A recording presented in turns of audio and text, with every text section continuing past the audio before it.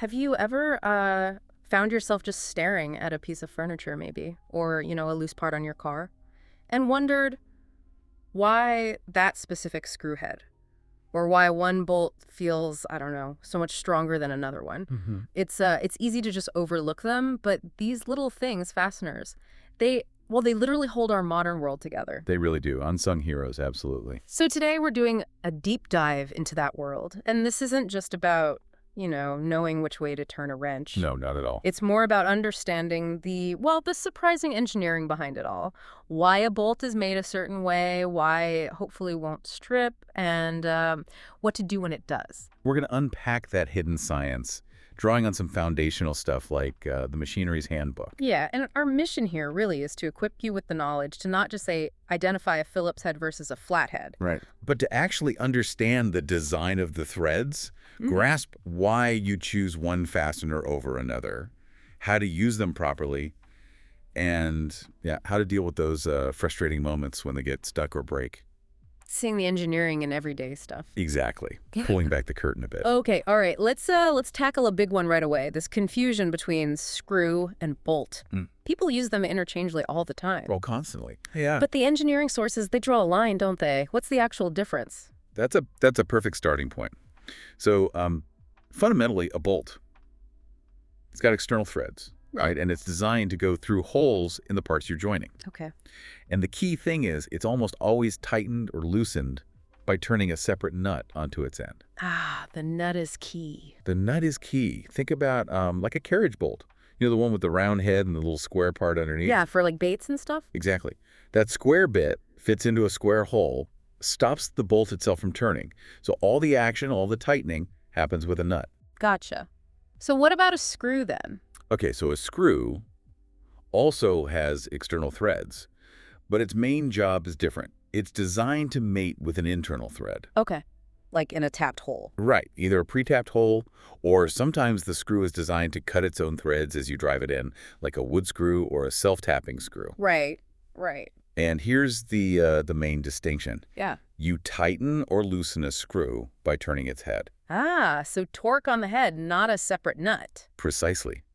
That's why wood screws, for instance, have thread shapes that just wouldn't work properly with a standard machine nut. They're meant to bite into the material itself. That makes perfect sense now. It's all about how it engages. And speaking of engagement, those spiral grooves, the threads themselves, that's a whole language, isn't it? Oh, absolutely. A whole nomenclature. It's not just random spirals. So what are the key terms we need to know to speak thread? Okay, let's break it down. Think of it like tiny mountains and valleys. The very peak, the outermost point of the thread, that's the crest. Crest. Got it. And down in the valley, the deepest part, that's the root. Okay, crest and root. Then the angle between the sides of those little mountains, that's the thread angle. For most common threads, like the unified national ones we use here, it's 60 degrees. 60 degrees. Okay. And then there's the helix angle. That's basically the angle of the spiral itself as it wraps around, like how steep the staircase is, if you will. Right. And what about the size measurements? I hear major and minor diameter. Yes. So the major diameter is the big one. It's the largest diameter of the thread, measured from crest to crest on opposite sides. That's like the label size, right? Okay. A 1/4-inch bolt. Exactly. That's its nominal size. Then the minor diameter is the smallest diameter, measured down at the roots, from root to root. Okay. And somewhere in between, there's this imaginary cylinder called the pitch diameter. It's roughly halfway, and it's kind of where the actual force transfer happens most effectively. Yeah. Think of it as the functional middle of the thread. Huh. Okay. And pitch. Thread pitch. Right, thread pitch is just the distance from one crest to the next crest right beside it. Simple enough. Yeah, but we usually talk about it in terms of TPI, or threads per inch. Just like counting teeth on a saw blade, you count how many full threads fit within 1 inch of length. Ah, so higher TPI means finer threads. Exactly. And you can measure that with a little tool, a thread pitch gauge. It's super handy. Knowing these terms, it really unlocks how a fastener works. Okay, I can see the vocabulary building. But why does knowing, say, the major versus minor diameter really matter for someone just, fixing something at home? Well, think about drilling a pilot hole for a screw. That's a classic example. Okay. If you drill that hole based on the major diameter, the hole's too big. The screw threads have nothing substantial to bite into. It'll just spin or pull out easily. Right, no grip. No grip. But if you drill it too small, smaller than the minor diameter, Well, first, it's going to be incredibly hard to drive the screw in. Yeah, I've been there. We all have. And worse, you could actually crack or split the material, especially wood or plastic, because you're forcing way too much material out of the way. Ah, okay. So getting that pilot hole size right based on those diameters is critical for a good connection. Absolutely critical. It's the difference between something holding firm and something falling apart later. Precision matters. Definitely. Okay, so moving from the threads to the part we actually see and interact with the most, the head. That's not just about looks either, is it? Not at all.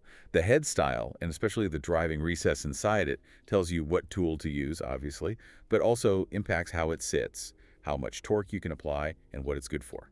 So what are some common head shapes we run into? Well, you've got the classic hex head on bolts, super common, easy to grab with a wrench or socket. For screws needing to sit flush, you use a flat head, which tapers down. Right, countersunk. Exactly. Then there's the pan head, which is kind of like a flattened dome, very common on machine screws. A simple round head is just that, a half circle. For furniture, you often see button heads. They're a bit flatter and wider than round heads, giving a nice clean look. Okay. Then some specialized ones, like a shoulder bolt. It has an unthreaded section, a shoulder, under the head that allows parts to pivot or hinge on it. Ah, like a built-in axle. Sort of, yeah. And the carriage bolt we mentioned, with that square neck to stop it turning, great for wood, fences, that kind of thing. Oh, and flange heads, basically a hex head with a built-in washer shape at the base. Spreads the load out. Exactly. Saves you a separate washer sometimes. And don't forget, lag screws, often hex-headed too, but they're essentially very large, strong wood screws for heavy-duty stuff. Wow. Okay, lots of shapes for different jobs. But the inside of the head, the driving recess, that's where all the different screwdriver bits come in. What are the main players there? Oh yeah, the recess suit. Okay, the oldest is the simple flat blade or slotted. Easy to make, but the screwdriver can slip out easily if it's not perfectly sized or aligned. Cam out City. Tell me about it. Then you have the absolute superstar in the U.S., the Phillips head, that cross shape. It was actually designed to cam out under excessive torque, partly to prevent over-tightening in assembly lines back in the day. Ah, I didn't know that was intentional. Yep, its cousin, Posadrift, is more common overseas. Looks similar, but see those 4 extra little lines or splines between the main cross? Ah, yeah, I've seen them. They give it a much better grip, less cam out, often better for manufacturing. You can often use a Phillips driver and a Posadrift screw. Sort of, but it's not ideal, and vice versa. Good to know. What else is big? Torx, or the Star Drive. Hugely popular now. Excellent torque transfer, very resistant to stripping or camming out. Yeah. Cars, electronics, appliances, they're everywhere. And they come in a million sizes, right? Yeah. T10, T25. Yep, T1 up to T100, though T10 to T30 are super common. And watch out for tamper-proof Torx. It looks the same, but has a little pin in the middle. Ah, the security pin. Exactly. Needs a special bit with a hole. You see them in public places, electronics you're not supposed to open. Makes sense. What about the hex shape inside the head? That's the hex cap or Allen drive. Incredibly common, especially for things you assemble yourself like furniture, bikes, machinery. Needs an Allen wrench, obviously, in either inch or metric sizes. Okay. And square drive. Ah, Robertson, the Yeah. square drive. Very popular in Canada, fantastic grip, really holds the driver well, resists came out brilliantly, just a simple square hole. Why isn't it more popular here? It sounds great. That's a long story involving licensing and Henry Ford, apparently. But Well- yeah, works really well. Fascinating. Any other weird ones we might see? Well, you might run into specialized security types. Apple uses those weird pentalobular 5-point star things on iPhones now. Ugh. Or maybe a spanner head, which just has 2 little holes, often in elevators or restroom stalls. Again, tamper resistance is the goal. They all need very specific tools. Right. It's all about the right tool for the recess. Okay, but what about things like set screws? They don't really have a head in the same way, but they have different points on the end, right? What do those do? Ah, good question. Set screws are different. Their job is usually to hold something onto a shaft, like a pulley or a gear, by pressing against it. And the point style is crucial for how they do that. Okay. The most basic is a plane or cup point, just a flat or slightly concave end. It relies purely on friction. But then you get specialized points. A cone point is sharp. It digs right into the shaft material. Ouch. Permanent. Very permanent. It gives the highest holding force but damages the shaft. You use it when you absolutely don't want that part to move, ever. Okay. What's the opposite? Least damage. That would be the oval point. It's rounded, so it makes minimal contact and does the least damage. Good for applications where you might need to make frequent adjustments. Right. doesn't mar the shaft too much. Exactly. A flat point offers a bit more holding power than the oval, especially if the shaft has a small flat milled onto it for the point to press against. I see. Then there's the dog point. It has a little cylindrical nub sticking out, like a short dowel pin. This fits into a corresponding hole or slot drilled into the shaft. Ah, for precise alignment. Super precise location and good holding power. And finally, there's the knurl point. So it's clever. It has serrations, knurling on the tip. Like on a tool handle. Kinda, yeah.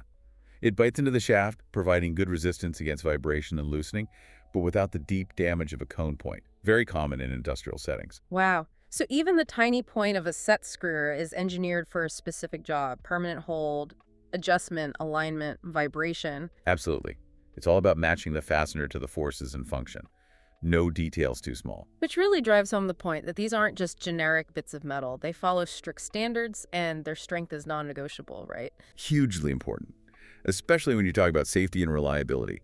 Standards bodies define everything about them. Like who? Who sets these rules? In the U.S., you'll constantly see references to ANSI, the American National Standards Institute, and ASME, the American Society of Mechanical Engineers. Also ASTM for materials testing. And SAE, the Society of Automotive Engineers, is huge for automotive stuff. Okay. Internationally, the big one is ISO, the International Organization for Standardization. And historically, you had things like British Standard Whitworth, BSW, which was actually the first standardized thread system in the world. Its legacy is mostly in British pipe threads now. And here in the U.S., the main system is? We primarily use the American National or Unified National Thread System. And within that, you mainly encounter two types, UNC and UNF. Ah, coarse and fine. UNC is Unified National Coarse, UNF is Unified National Fine. You got it, which leads us right into that age-old debate. Coarse versus fine, yes. Everyone seems to have a strong opinion. Is one actually better? Well, better depends entirely on what you're doing. They both have distinct advantages. Okay, lay it on me. Why choose coarse? UNC. Okay, coarse threads. Generally, they're a bit cheaper and faster to manufacture. They assemble and disassemble quicker, fewer turns needed to move the same distance along the bolt. Makes sense. They're also much more tolerant of dirt, debris, or slightly damaged threads because the space between threads is bigger. They have less tendency to cross-thread, which is a big plus if you're assembling things quickly or, not perfectly aligned. Definitely less frustrating. Yeah. And they generally offer better fatigue resistance. Think robustness, speed, tolerance for imperfect conditions. Okay, sounds pretty good. So why would anyone use fine threads? UNF. Fine threads have their own strengths. Because there are more threads per inch, they have a greater surface area in contact within the mating part. This generally gives them more holding power or tensile strength in the same size fastener. More grip. More grip. They also have slightly higher shear strength because the threads aren't cut as deep. They're easier to tap into harder materials because each cut removes less material. Okay. They work really well in thin materials because you can get more threads engaged even with limited thickness. And, importantly, they allow for much finer adjustments. If you need to precisely position something, fine threads are the way to go because you get less linear movement per turn. So precision, maximum strength and tension, thin materials, fine adjustment. That's the UNF camp. Pretty much sums it up. Choose based on the job's demands. Great breakdown. Okay, so you've picked coarse or fine, but then there's how they fit together. I've heard of class of fit. What's that about? Right, class of fit is all about manufacturing tolerances. How much variation is allowed in the size of the threads and how much intentional looseness or tightness, called allowance, is designed in between the male thread, like a bolt, and the female thread, like a nut. Okay, so it affects how sloppy or snug they feel. Exactly. In the unified system, there are three main classes. They use A for external threads, bolts, and B for internal threads, nuts. A for external, B for internal. Got it. Class 1, like 1A1B, is a very loose fit. Large tolerance, large allowance. You don't see it much in critical stuff. It's for applications where ease of assembly in maybe dirty conditions is paramount. Okay, loosey-goosey? Pretty much. Class 2, 2A2B, is the workhorse. It's the most common class in the U.S. by far. Strikes a balance between not too loose, not too tight. Good strength, good assemblability. Your average hardware store bolt and nut are likely Class 2. Standard stuff. Yep. Then you have Class 3, 3A3B. This is a tight fit, Very small tolerances, minimal allowance, used for high-precision, critical applications where absolutely no play is wanted. Think aerospace, high-performance engines. Much harder to make, I assume. Much harder and more expensive because the manufacturing has to be so precise. Assembly also requires more care. Okay, so class 2 for most things, class 3 for the really serious stuff. Now, talking about serious strength, how do you actually know how strong a bolt is? Just because it's bigger doesn't mean it's stronger, right? Absolutely not. This is where grade markings are crucial, especially for safety. These marks, usually on the head of the bolt for the unified system, tell you the minimum tensile strength of the material it's made from and often indicate heat treatment. So what do the marks look like? For standard U.S. unified bolts, if there are no marks on the head, it's usually a low-strength grade 1 or grade 2. Basic stuff. Okay. If you see 3 radial lines on the head, like Spoke's pointing out, that typically indicates a grade 5 bolt. Medium strength, often heat-treated. 3 lines, grade 5. And if you see 6 radial lines, that's usually grade 8 bolt. High strength, definitely heat-treated, used for demanding applications. 6 lines, grade 8. Higher number, higher strength. Exactly. And this is super important. Say you're working on farm equipment, and a grade 8 bolt breaks. If you just run to the hardware store and grab a grade 5 bolt because it fits, It's gonna break again, isn't it? almost certainly, and maybe much sooner, leading to more downtime, more cost, and potentially a dangerous failure. Always replace with the same grade or higher, or consult the manufacturer's specs if you're unsure. Crucial advice, do nuts have grades too? They do, and they should generally match or exceed the grade of the bolt they're used with. A common system for U.S. nuts is no mark often means grade 2. 2 dots 120 degrees apart can mean grade 6, and 2 dots right next to each other often indicate grade 8. Good to know the nut needs to be up to the task too. Okay, shifting gears slightly. What if you need to make threads? Or fix damaged ones? Now we get into taps and dies. Great tools. Taps are for inside, dies for outside. You got it. Taps cut internal threads, like inside a drilled hole to make it accept a bolt, or maybe cleaning up threads in an existing nut. Okay. Are there different kinds of taps? Yes. Typically 3 main types you use in sequence, or depending on the hole. First is the taper tap. It has a long taper, maybe 8-10 threads, making it really easy to start straight in a new hole. The starter. The starter. Then there's the plug tap. It has a shorter taper, maybe 3-5 threads. You might use this after the taper tap, or for threading holes that go all the way through the material. Okay. And finally, the bottom tap. It has almost no taper, maybe just 1-2 threads chamfered. Its job is to cut threads as close to the bottom of a blind hole, a hole that doesn't go all the way through, as possible. So you use them progressively for a blind hole. Often, yes. Start with the taper, maybe follow with the plug, finish with the bottoming tap if needed. And dies for making external threads. Right, dies cut external threads onto a rod or bar. They look like a thick, threaded nut with cutting edges inside. They usually have a slight taper on one side to help get started on the rod, often used with a special handle called a die stock. Okay. And for repairs, like stripped threads in an engine block. That's where thread inserts come in. Things like helicoils are common. You basically drill out the damaged hole slightly larger, tap it with a special tap, and then wind in a coiled wire insert that has the original thread size on the inside. Creates new, strong threads. Exactly. Very strong. Often stronger than the original threads in softer materials like aluminum. There are also inserts for wood, maybe with wood screw threads on the outside and machine threads inside, for furniture that gets taken apart a lot. Clever stuff. Okay, last scenario. The nightmare moment. A fastener is stuck, the head strips out, or it breaks off completely. What are our options besides panic? Yeah, try to avoid panic. There are specific tools. First, though, if you're just unsure what thread you even have, a fled pitch gauge is your friend. Those little leaves you match to the threads. Right, measures the TPI. Yep. Now, for removal, if the head is just stripped, like a rounded-out Phillips or hex socket, screw extractors are the go-to, often called easy outs. How do they work? Usually, you drill a pilot hole in the center of the damaged fastener head. Then the extractor, which has aggressive reverse spiral flutes or sharp edges, bites into the hole as you turn it counterclockwise, hopefully gripping enough to back the screw out. Worth a try before drilling the whole thing out. Definitely. If a stud or bolt breaks off below the surface, there are similar tools called stud extractors designed to grip the broken shaft. For a nut that's rusted solid or completely rounded off, Yeah. a nut splitter can be a lifesaver. It's a tool that clamps around the nut, and you tighten a hardened chisel point that literally cracks the nut open, freeing the bolt. Destructive but effective? Very. Sometimes it's the only way. And never underestimate the power of good locking pliers. If there's anything at all to grab onto a rounded head, a bit of exposed stud, they can sometimes provide enough grip to turn it. Good old vice grips. Exactly.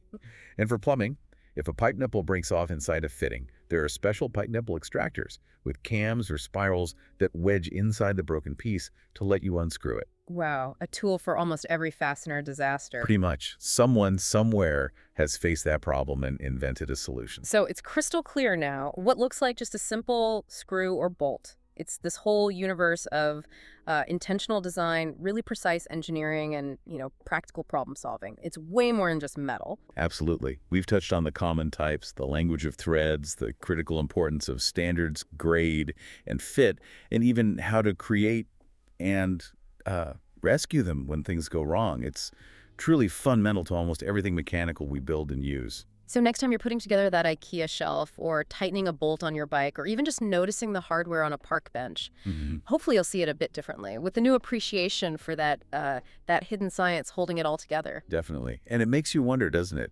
Given how much thought goes into something as seemingly mundane as a fastener, what other everyday objects are out there, things we barely notice, that are actually packed with just as much complex, clever engineering, something to maybe ponder on your next deep dive.